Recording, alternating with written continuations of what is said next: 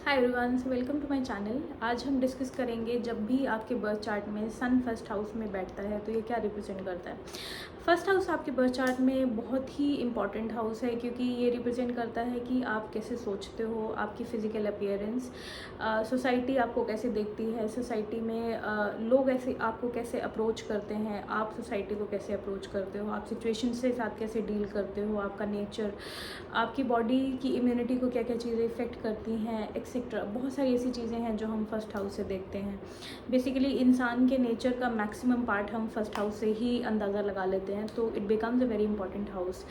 तो जब भी आपके बर्थ चार्ट में सन फर्स्ट हाउस में बैठता है तो ये क्या रिप्रेजेंट करता है। Now sun being a planet, क्योंकि सन हमारे सोलर सिस्टम में सेंटर ऑफ द कोर है जिसके अराउंड सारे प्लैनेट्स रिवॉल्व कर रहे हैं, तो इसी तरीके से हमारी जो आत्मा है जिसके अराउंड हर चीज़ रिवॉल्व कर रही है, हमारी सोल, उस चीज़ को हम सन से रिप्रेजेंट करते हैं। That is equivalent to sun in our life.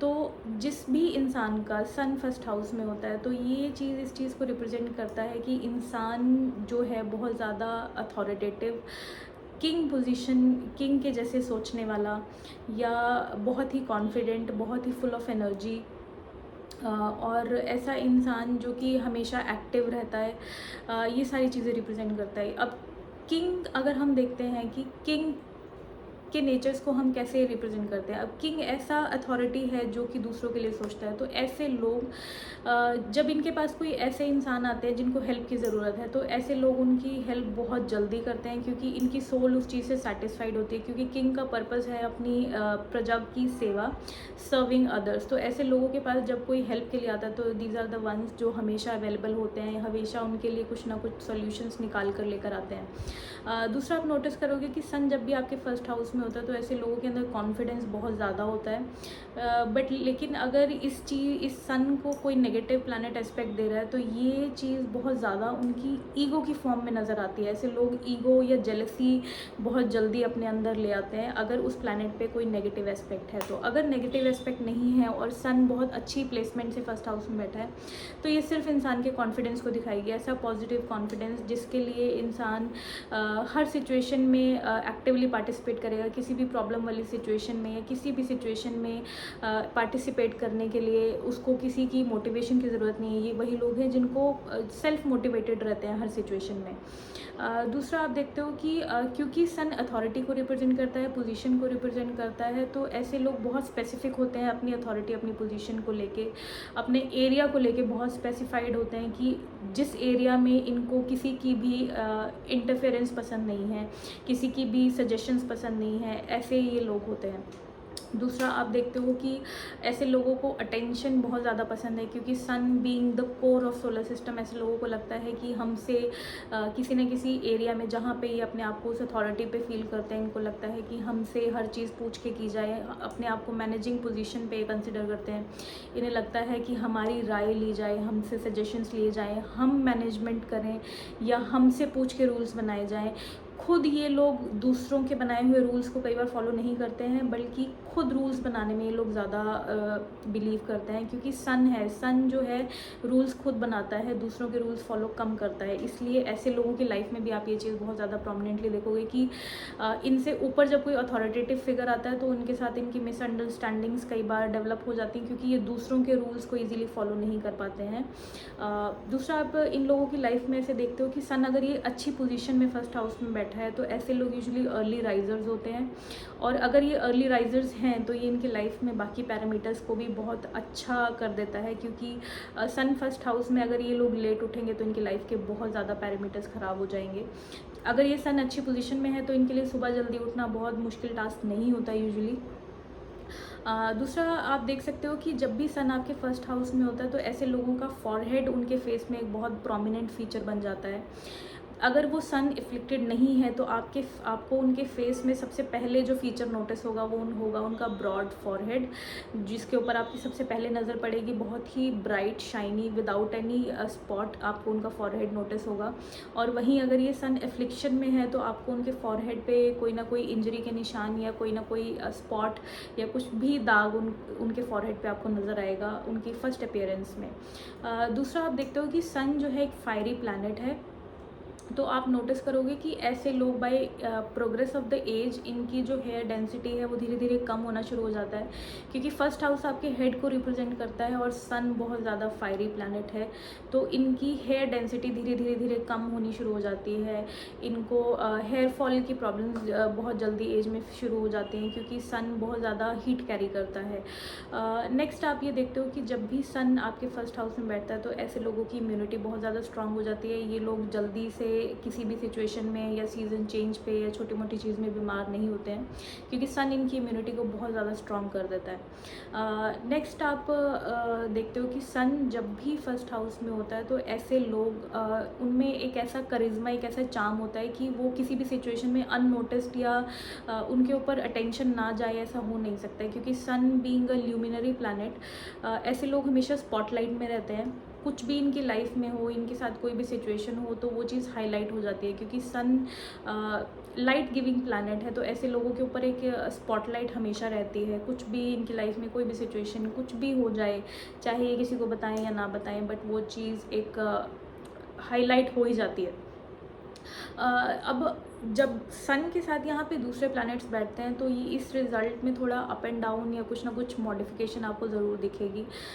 तो उन चीज़ों को हम डिस्कस करेंगे वन बाय वन। जैसे फॉर एग्जांपल सन के साथ यहाँ मून है, मून के साथ चाहे वो कंजंक्शन में है या 1-7 एस्पेक्ट में है, कि सन फर्स्ट हाउस में है और मून 7th हाउस में है। तो यूजुअली एक चीज़ बहुत प्रोमिनेंटली ऐसे लोगों की लाइफ में देखी जाती है कि जितना ज़्यादा सन के क्लोज मून डिग्री वाइज होगा उतना इनकी फैमिली में कुछ ना कुछ इशू आप नोटिस करोगे। यूजुअली इनके मदर और फादर के बीच में बहुत ज़्यादा मिसअंडरस्टैंडिंग्स होती हैं जब भी सन और मून क्लोज कंजंक्शंस में होते हैं। दूसरा आप देखते हो कि सन और मून दोनों ही रॉयल प्लैनेट्स हैं, तो ऐसे लोगों का लिविंग स्टैंडर्ड बहुत ज़्यादा हाई होता है। ये लोग नॉर्मल लिविंग स्टैंडर्ड से अबाइड नहीं करते हैं, इनको हर चीज़ स्टैंडर्ड से ऊपर चाहिए।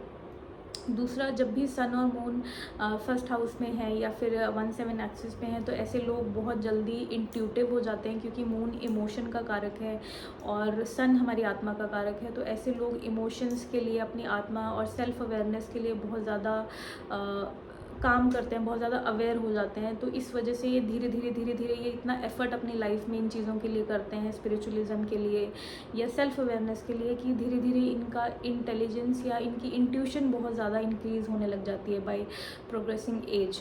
तो इंट्यूशन ऐसे लोगों में बहुत ज़्यादा इंक्रीज़ हो जाती है। इमोशंस ऐसे लोगों के साथ बहुत ज़्यादा, इनके लाइफ में इमोशंस का बहुत ज़्यादा रोल हो जाता है। लेकिन अगर सन वहाँ पे अकेला है तो ऐसे लोग इमोशंस को कई बार पीछे रख के प्रैक्टिकली सोचते हैं। जब सन के साथ यहाँ मून का कनेक्शन बनता है तो ऐसे लोगों के बीच में प्रैक्टिकली और इमोशनली सोचने का एक बैलेंस, एक परफेक्ट बैलेंस बन जाता है। ये लोग सिचुएशन को प्रैक्टिकली और इमोशनली दोनों पैरामीटर से बैलेंस करके हर सिचुएशन में डिसीजन लेते हैं। नेक्स्ट आप देखते हो कि जब भी सन और मरकरी का कंजंक्शन फर्स्ट हाउस में होगा या फिर सन के directly opposite mercury 7th house में होगा, तो यूजुअली आप देखते हो कि ऐसे लोग यूजुअली अपनी एज से कम दिखाई देते हैं, यंग दिखते हैं, क्योंकि मरकरी एक चाइल्ड प्लैनेट है। तो ऐसे लोगों के फेशियल फीचर्स यूजुअली चाइल्ड जैसे होते हैं। कई बार ज़्यादा एज में भी उनकी एज कई बार फेस से दिखती नहीं है, कम एज के लगते हैं। दूसरा, मरकरी क्योंकि इंटेलिजेंस को अकाउंट करता है, तो ऐसे लोगों के अंदर इंटेलिजेंस या फिर ग्रैटिट्यूड फॉर इंटेलिजेंस, ऐसे लोग हमेशा सीखने के लिए रेडी रहते हैं। हमेशा इनको क्यूरियोसिटी रहती है हर चीज़ के बारे में जानने की, सिर्फ अपने नॉलेज पैरामीटर से नहीं, हर चीज़ की नॉलेज के लिए हमेशा एक्टिव रहते हैं कि इनको हर चीज़ के बारे में जानना है, हर चीज़ कैसे वर्कआउट कर रही है, हर लॉजिक, हर थ्योरी, हर चीज़ को जानने के लिए ये लोग क्यूरियस रहते हैं। दूसरा, सिर्फ जानने के लिए नहीं, क्योंकि मरकरी टीचिंग या इंटेलिजेंस भी है, तो ऐसे लोगों को दूसरों को सिखाने में भी या दूसरों को टीचिंग्स देने में भी, चाहे वो टीचर हैं या नहीं है बाय प्रोफेशन, ऐसे लोगों को दूसरों को सिखाने में भी बहुत ज़्यादा इंटरेस्ट आता है। और जिनको ये सिखाते हैं उनके साथ इनका अच्छा कनेक्शन बनता है। जो लोग इनसे सीखते हैं उनके साथ इनका कोऑर्डिनेशन इतना स्मूथ होता है कि ये हर चीज़ को, हर थ्योरी को बहुत अच्छे से समझा पाते हैं दूसरे लोगों को। मरकरी बीइंग कम्युनिकेशन का प्लैनेट है, तो कई बार अगर ये एफ्लिक्शन में है, दोनों में से कोई भी प्लैनेट एफ्लिक्शन में है, तो यूजुअली कई बार आप देखोगे कि ऐसे लोगों की लाइफ में जो कन्फ्लिक्ट्स होते हैं वो वर्बल चीज़ों की वजह से होते हैं, कि आपने कुछ सुन लिया जो बेसलेस बात है, आपने कहीं आगे किसी को कन्वे कर दी और उस चीज़ की वजह से आपके इमेज के ऊपर ऊपर कोई ना कोई दाग लग गया या उस चीज़ की वजह से आपकी इमेज करप्ट हो गई। तो ऐसी चीज़ें ऐसे लोगों की लाइफ में प्रोमिनेंटली देखी जाती हैं जब सन मरकरी का कंजंक्शन होता है। मतलब आपको लोग बहुत जल्दी मिसअंडरस्टूड कर लेते हैं, आपकी कोई किसी सिचुएशन पे आपका कोई इंडल्जेंस नहीं है, लेकिन किसी मिसकम्युनिकेशन की वजह से आप किसी सिचुएशन में बिना किसी इंडल्जेंस की वजह से आप फंस जाते हो। ये चीज़ें ऐसे लोगों की लाइफ में बहुत प्रोमिनेंटली नोटिस होती हैं। नेक्स्ट हम डिस्कस करेंगे जब भी आपके बर्थ चार्ट में सन और वीनस का कंजंक्शन होगा। तो वीनस क्योंकि चार्म को रिप्रेजेंट करता है, तो ऐसे लोग थोड़ा एक्स्ट्रा चार्मिंग हो जाते हैं। ऐसे लोगों की तरफ अटेंशन ना जाए ऐसा हो नहीं सकता है, क्योंकि ये लोग एक नेचुरल चार्म अपने साथ कैरी करते हैं कि जहाँ पे भी जाएं ये नोटिस होते ही होते हैं। ब्यूटी को रिप्रेजेंट करता है, तो ऐसे लोगों को आप अननोटिसेबल ये लोग नहीं रह पाते हैं कहीं पे भी। दूसरा ऐसे लोग जो है क्रिएटिव फील्ड्स में आपको दिखेंगे, और अगर क्रिएटिव फील्ड्स में नहीं भी हैं तो इनको हर काम एक अलग क्रिएटिव वे या एक अलग क्रिएटिव डायमेंशन पे ये हर काम को ले जाते हैं। जिस लेवल पर कोई सोच नहीं पाता है क्रिएटिवनेस की, उस लेवल तक ये चले जाते हैं। क्रिएटिव टैलेंट्स ऐसे लोगों में बहुत ज़्यादा होते हैं। दूसरा आप नोटिस करते हो कि ऐसे लोग थोड़ा मनी को लेके बहुत ज़्यादा प्रैक्टिकली सोचते हैं, कहाँ क्या जा रहा है, किस हिसाब से स्पेंडिंग हो रही है, क्योंकि सन जो है प्रैक्टिकली सोचता है और वीनस जो है मनी रिलेटेड मैटर्स को रूल करता है। तो ऐसे लोग पैसे के मामले में बहुत ज़्यादा प्रैक्टिकल हो जाते हैं। उनकी जो अंडरस्टैंडिंग है मनी को लेके बहुत ज़्यादा इंटेलिजेंट हो जाते हैं उस वे में, कैसे स्पेंड करना है, कैसे बचाना है, बहुत ज़्यादा प्रैक्टिकल सोचते हैं उस बारे में। दूसरा आप देख सकते हो कि जब सन और वीनस की कंजंक्शन होती है, ये सन के डायरेक्टली अपोजिट वीनस होता है, तो ऐसे लोगों का पार्टनर यूजुअली गवर्नमेंट फील्ड से रिप्रेजेंट हो सकता है, या फिर कुछ ना कुछ उनका रिलेशन गवर्नमेंट अथॉरिटीज़ या गवर्नमेंट प्रोफेशन से हो सकता है। अदरवाइज़ आप ये भी इस चीज़ से ये भी अंडरस्टैंड कर सकते हो कि जब भी सन वीनस का कंजंक्शन होगा तो जो आपका पार्टनर है वो किसी न किसी रॉयल बैकग्राउंड से या उनकी फैमिली किसी न किसी गवर्नमेंट अथॉरिटी से रिप्रेजेंट हो सकती है। नेक्स्ट आप देखते हो कि जब भी आपके बर्थ चार्ट में सन और जुपिटर का कंजंक्शन होगा, तो sun and Jupiter being very good friends, और जुपिटर क्योंकि बहुत ही इंटेलिजेंस या विजडम को रिप्रेजेंट करता है, तो ऐसे लोग बहुत ही ज़्यादा हाई ऑन मोरालिटी होते हैं। कभी भी धर्म के विरुद्ध कोई काम नहीं करते हैं, मोरालिटी में बहुत ज़्यादा हाई होते हैं। दूसरों के लिए हमेशा अच्छा सोचना, इनकी थॉट्स बहुत ज़्यादा वाइज, इनकी जो बातें हैं, इनके जो थॉट्स हैं वो बहुत ज़्यादा इंटेलिजेंट हो जाते हैं। ऐसे लोग स्पिरिचुअल बहुत ज़्यादा हो जाते हैं।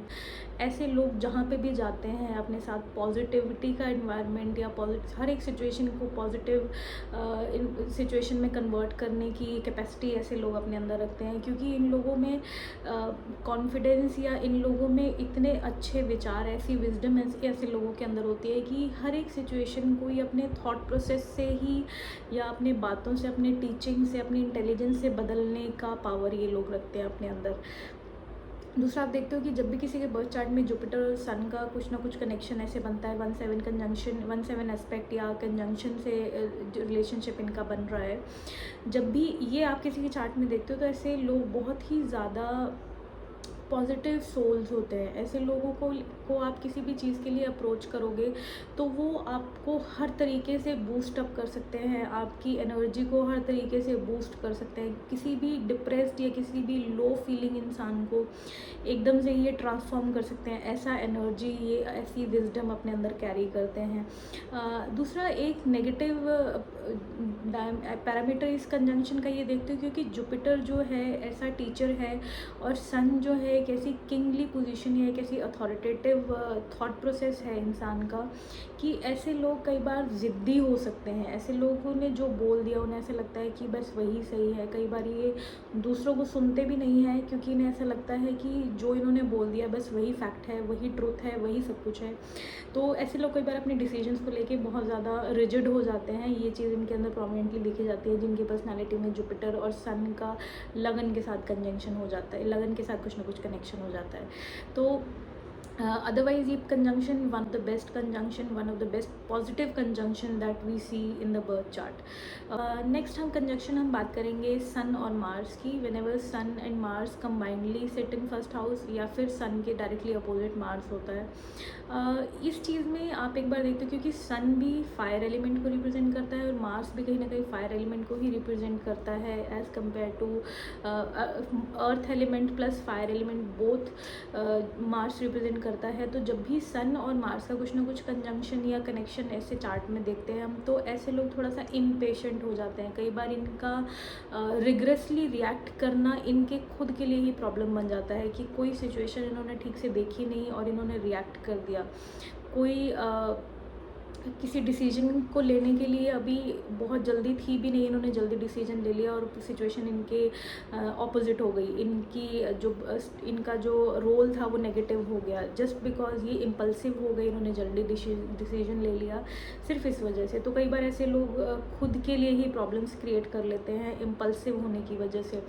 अदरवाइज सन मार्स का कंजंक्शन में आप देखते हो कि ऐसे लोग बहुत ज़्यादा फिजिकली हार्डवर्क करने वाले, ऐसे लोग बहुत ज़्यादा फिजिकली एक्टिव, अपनी बॉडी पे बहुत ज़्यादा ध्यान देने वाले और इनका इम्यून सिस्टम बहुत ज़्यादा स्ट्रांग होता है. बट हाँ, इनके हेल्थ में आप एक चीज़ बहुत प्रोमिनेंटली देखोगे कि इनको ब्लड प्रेशर के इश्यूज़ रह सकते हैं, इनको डाइजेस्टिव इश्यूज़ रह सकते हैं, इनके स्टमक में हीट फील हो सकती है और इनकी बॉडी थोड़ा पित्त डोमिनेटेड रहती है जिसकी वजह से इनको यूजुअली कोल्ड टेम्परेचर ज़्यादा सूट करते हैं as compared to hot areas या हॉट एटमॉस्फेयर्स.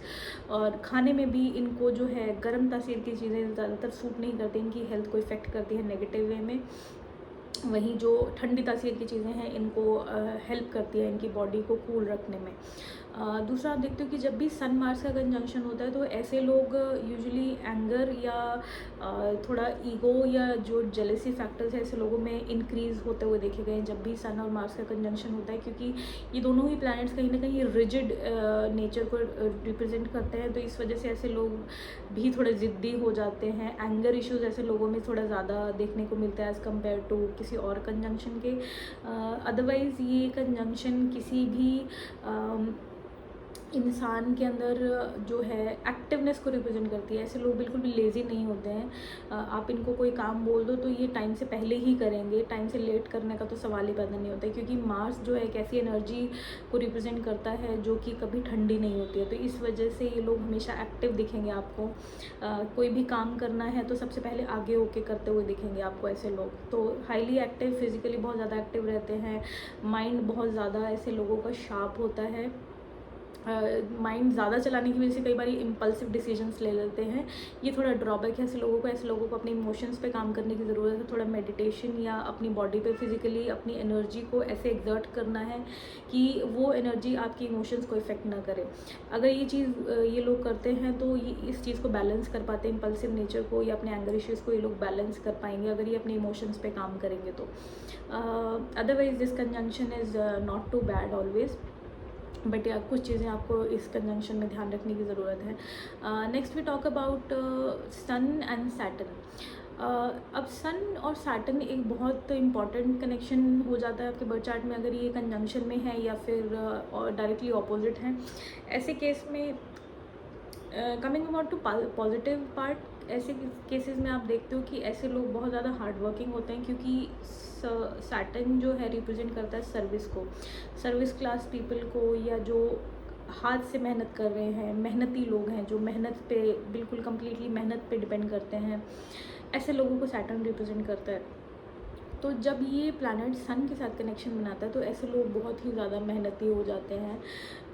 ऐसे लोग यूजुअली कर्म प्रधान हो जाते हैं. ऐसे लोग यूजुअली अगर सन किसी के बर्थ चार्ट में अकेले है तो ऐसे लोग यूजुअली अथॉरिटी या खुद काम ना करके ऑर्डर्स देने वाले बन जाते हैं. लेकिन जब सैटर्न सन के साथ आता है तो ऐसे लोग वो हैं जो टीम के साथ, टीम के अंदर इन्वॉल्व हो के काम करवाते हैं. ये नहीं कि एक चेयर पे बैठे हैं ऑर्डर्स दे रहे हैं.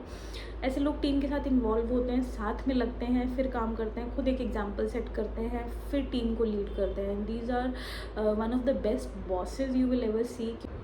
नेक्स्ट थिंग आप देखते हो कि जब भी सन और सैटर्न का कंजंक्शन होता है, एक चीज़ बहुत प्रोमिनेंटली आप देखते हो, क्योंकि sun being father of Saturn, इनकी आप अगर पौराणिक कथाएं, हमारी जो हमारी हिस्ट्री है अगर आप उसमें देखोगे, तो इनका जो आपस में रिलेशन है it is not very good. इन दोनों के बीच में एक पॉजिटिव टर्म्स नहीं रही हैं। तो इस वजह से ऐसे लोगों को यूजुअली अपने बॉसेस से, क्योंकि सन जो है वो एक अथॉरिटेटिव पोजीशन रिप्रेजेंट करता है, सैटर्न जो है एक सर्विस क्लास रिप्रेजेंट करता है, तो ड्यू टू देयर मिसमैचिंग, इस वजह से ऐसे लोगों को यूजुअली अपने बॉसेस से, अथॉरिटेटिव फिगर से यूजुअली नहीं बनती है, क्योंकि इन दोनों का थॉट प्रोसेस, सोचने का नज़रिया बिल्कुल ऑपोजिट है। तो इसलिए कई बार ऐसे लोगों को अपने बॉसेस से बहुत ज़्यादा प्रॉब्लम्स हो जाती है, उनकी जो अंडरस्टैंडिंग है मैच नहीं करती अपने बॉसेस के साथ। दूसरा आप देखते हो कि ऐसे लोग बहुत ज़्यादा डिसिप्लिन्ड होते हैं, क्योंकि सैटर्न जो है डिसिप्लिन का कारक है। ऐसे लोग अपने डिसिप्लिन की वजह से ऐसी चीज़ें अचीव कर लेते हैं जो कि लोग बहुत ज़्यादा फिजिकल हार्डवर्क से भी अचीव नहीं कर पाते, क्योंकि सैटर्न डिसिप्लिन का कारक है और ऐसे लोगों की लाइफ में डिसिप्लिन बहुत इंपॉर्टेंट रोल प्ले करता है। ऐसे लोग हर काम में डिसिप्लिन लेकर आते हैं, कोई भी चीज़ कर रहे हैं उस चीज़ को डिसिप्लिन से करते हैं। अपना लाइफ में कोई भी एक्टिविटी है, हर चीज़ का एक पर्टिकुलर टाइम, एक डिसिप्लिन है। इसलिए ऐसे लोग कई बार आप देखते हो कि जिन लोगों के बर्थ चार्ट में सैटर्न और सन कंजंक्शन बहुत पॉजिटिव वे में प्लेस्ड होती है, ऐसे लोग बहुत हाइट्स अचीव करते हैं अपनी लाइफ में, बहुत सक्सेस पाते हैं, क्योंकि डिसिप्लिन ही वो चीज़ है जो कि अगर किंग फॉलो कर रहा है तो वो बहुत ही अच्छा किंग है, बहुत ही अच्छी तरीके से उस पोजीशन को डिज़र्व कर रहा है। तो ऐसे लोगों को सक्सेस बहुत जल्दी या बहुत इजीली मिल जाता है, क्योंकि सैटर्न उन्हें वो डिसिप्लिन, वो मेहनत देता है जो सन कई बार रूल आउट कर जाता है। तो this is one of a good placement. आपको इस चीज़ में ध्यान रखना है कि आपको डिसिप्लिन्ड लाइफ को ज़रूर फॉलो करना है, डोंट बी लेज़ी, क्योंकि जब सैटर्न सन की कंजंक्शन आती है तो कई बार ये लोग अपने लाइफ के किसी किसी फेजेस में, जब सन डोमिनेट नहीं कर रहा है, सैटर्न डोमिनेट कर रहा है, तो ऐसे लोग लेज़ी हो जाते हैं, काम को टालना शुरू कर देते हैं। वो चीज़ जब आपकी लाइफ में हो रही है तो आप एज्यूम करिए कि ये कंजंक्शन आपके बर्थ चार्ट में नेगेटिव वर्क करना स्टार्ट कर रही है। तो आपको लेज़ी नहीं होना है बिल्कुल भी, और आपको अपनी लाइफ में हर काम के अंदर डिसिप्लिन लेकर आना है। तो आप देखोगे कि कंजंक्शन आपको हर तरीके से हेल्प करेगी, प्रोफेशनली और आपकी लाइफ के हर पैरामीटर में। नेक्स्ट हम देखते हैं, जब भी आपके बर्थ चार्ट में सन और राहु का कंजंक्शन हो रहा है तो इस कंजंक्शन से आपको क्या इफेक्ट देखने को मिलेगा ना हो। राहु और सन जब भी साथ में आते हैं तो एक ग्रहण योग बनता है, क्योंकि सन जो है हमारे फर्स्ट हाउस में है, तो ऑब्वियसली वो हमारे हेड एरिया या हमारी सोच को रिप्रेजेंट कर रहा है। और राहु जो है एक ऐसी डिज़ायर है जो कभी ख़त्म नहीं होते, तो ये इंसान को ऐसा थॉट प्रोसेस देता है जिसमें कि वो किसी भी सक्सेस से या किसी भी पैरामीटर से अपनी लाइफ में सक्सेस सेटिस्फाइड फील नहीं करता। तो ऐसे लोग हमेशा और अचीव करना और ज़्यादा पाना, इस चीज़ में लगे रहते हैं, जिसकी वजह से कई बार जो इनके पास है उस चीज़ को ये इंजॉय नहीं कर पाते, क्योंकि ये हमेशा और ज़्यादा की डिज़ायर में लगे रहते हैं। तो इस वजह से कई बार ये इमोरल चीज़ें करने के लिए भी कई बार तैयार हो जाते हैं, क्योंकि राहु जो है आपके हेड को, क्योंकि सन जो है फर्स्ट हाउस में आपकी सोच, आपके थॉट प्रोसेस को रिप्रेजेंट कर रहा है, तो जब यहाँ पे राहु आ जाता है तो ऐसे लोगों का थॉट प्रोसेस जो है कई बार वो इमोरल चीज़ें करना या इलीगल काम करना या ऐसी चीज़ें करना जिससे आपकी जो ओवरऑल इमेज है उस पर कोई ना कोई दाग लग जा रहा है या कोई ना कोई आपकी इमेज करप्ट हो जा रही है, ऐसी चीज़ें करने में कई बार ये लोग पीछे नहीं हटते हैं, ऐसी चीज़ें कर देते हैं जिसकी वजह से इन्हें लाइफ लॉन्ग कई बार सफ़र भी करना पड़ता है। बट हाँ, अगर ये चीज़, क्योंकि Rahu being a malefic planet, तो वो असर कहीं ना कहीं तो दिखेगा। अगर वो चीज़ ज़्यादा मैलेफिक नहीं है, कुछ अच्छी कंजंक्शन है या कोई और अच्छा प्लैनेट उसको एस्पेक्ट दे रहा है, तो ये चीज़ बहुत ही छोटे वे में, लिमिटेड वे में आपकी लाइफ में इफेक्ट दिखाएगी, बहुत बड़ा कुछ नेगेटिव नहीं देगी। बट हाँ, आपकी इमेज पे कभी ना कभी किसी न किसी मिसअंडरस्टैंडिंग की वजह से कुछ ना कुछ लालचन या कुछ ना कुछ इल्ज़ाम आपके ऊपर ज़रूर लगाती है ये कंजंक्शन। ऐसा देखा जाता है मोस्टली केसेस में। कई बार आप कोई ऐसा काम करते भी नहीं हो, बट ये है कि आपकी इमेज फिर भी ख़राब हो जाती है क्योंकि किसी ना किसी मिसअंडरस्टैंडिंग की वजह से, क्योंकि राहु को वो इमेज करप्शन देनी ही है किसी भी वजह से। अगर वहाँ पे अच्छा प्लैनेट है कोई डायरेक्शन से या किसी भी एस्पेक्ट से देख रहा है तो वो कई बार मिसअंडरस्टैंडिंग होती है, आप नहीं करते हो उस चीज़ को, लेकिन राहु वो रिज़ल्ट आपको देगा ही देगा। तो उस केस में आप क्या कर सकते हो, आपको अपने सन को मजबूत रखना है। Do not do any illegal thing, कुछ भी आप इमोरल एक्टिविटी मत करिए अपने प्रोफेशन में, अपनी लाइफ के किसी भी पैरामीटर में। ये आपको प्रोटेक्ट करेगा सन और राहु के नेगेटिव इन्फ्लुएंस से। बट हाँ, अगर आपने कोई चीज़ इलीगल या कुछ भी इमोरल एक्टिविटी कर दी कभी भी, तो ये चीज़ आपको उसमें और ड्रैग करती जाएगी, आपकी इच्छाएं कभी ख़त्म नहीं होगी, आप उस चीज़ में फंस जाओगे और वो उसका रिज़ल्ट कभी भी अच्छा नहीं होगा। तो ये चीज़ हमें दिखती है सैटर्न और राहु की कंजंक्शन जब भी होती है। और ये चीज़ जो सैटर्न और राहु सन और राहु की कंजंक्शन में दिखती है, कई बार ये चीज़ कई बार नेटिव के साथ ना होकर उसके फादर के साथ भी होती है। कई बार फादर को लोग चीट कर जाते हैं, कई बार फादर को प्रोफेशन में कुछ ऐसे इल्ज़ाम लग जाते हैं, या उनकी लाइफ में जनरल किसी और पैरामीटर में या किसी और सिचुएशन में उनके ऊपर कोई ऐसा इल्ज़ाम लग गया कि उनकी इमेज ख़राब हो गई, कुछ ना कुछ ऐसा। अगर नेटिव के साथ नहीं हो रहा है तो या फिर उसके फादर के साथ होता है ये चीज़। नेक्स्ट आप देखते हो कि जब भी आपके बर्थ चार्ट में सैटर्न और सन और केतु का कंजंक्शन होता है, तो आप देखते हो कि यूजुअली इस कंजंक्शन को बहुत नेगेटिव कंसिडर करते हैं, but this is not the case.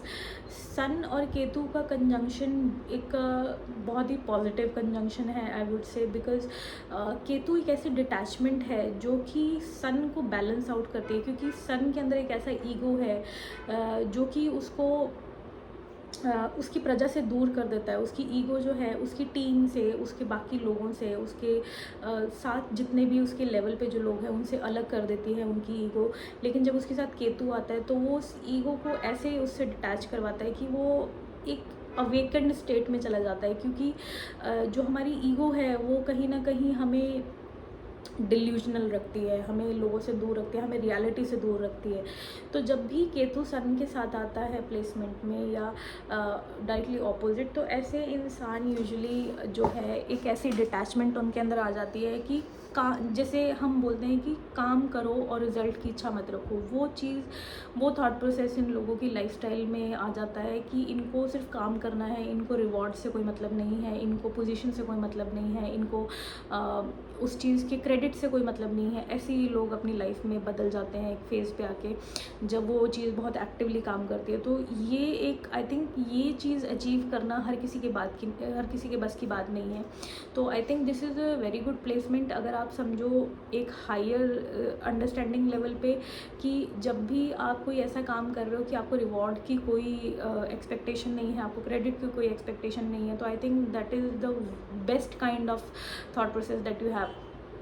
तो जब भी, और ये चीज़ जब भी इंसान अचीव कर लेता, तो आप देखोगे कि ये वही लोग हैं जो ऐसी हाइट्स अचीव करते हैं जो कि मोस्ट ऑफ द लोग नहीं अचीव कर पाते हैं। क्योंकि केतु, आप देखते हो कि केतु फ्लैग को रिप्रेजेंट करता है, और फ्लैग जो होता है हमेशा टॉप पे लगता है। तो ऐसे लोग जब भी अपनी लाइफ में इस प्लेसमेंट को पॉजिटिव वे में यूटिलाइज़ करना स्टार्ट कर देते हैं, तो अपनी लाइफ में वो लोग ऐसी हाइट्स अचीव करते हैं जो कि बहुत से लोग नहीं कर पाते हैं। तो इस कंजंक्शन को अगर अपनी लाइफ में आपको बैलेंस करना आ जाए, तो I think this is a very good placement. So that's all for sun and sun की conjunctions in the first house. I hope you find some relatability in the video, and if you like the content, please like and share. And that's all for today. Thank you so much.